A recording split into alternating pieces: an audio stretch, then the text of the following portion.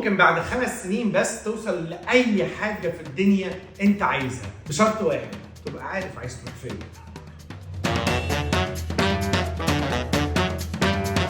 انت لو عايز بعد 5 سنين توصل لحته معينه وانت مش عارفها، عمرك ما هتروح لها. لما اعرف عايز اروح فين، ده بقى ده اسمه فيجن.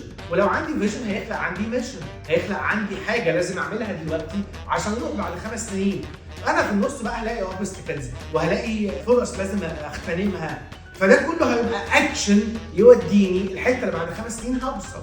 هتعمل حاجات ما كنتش فاهم ان انت بتعملها، هتاخد كورسات ما كنتش فاهم ان انت محتاجها، هتتعلم حاجات تكنيكاليتي، وهتتعلم كوميونيكيشن، وهتتعلم نيجوشيشن، وهتتعلم حاجات كتير قوي ما كنتش فاهم اصلا ان انت محتاجها.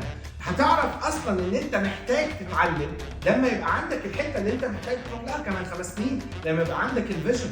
لكن لو مش عندك الفيجن بتاعت 5 سنين، عمرك ما هتوصل حته وهتفضل واقف مكانك. انا ما عملتش اللي نفسي فيه، انا بقالي 6 سنين بجري، انا بقالي 6 سنين انحت في الصف. وده سيمبلي هو الفيجن والميشن والاكشن.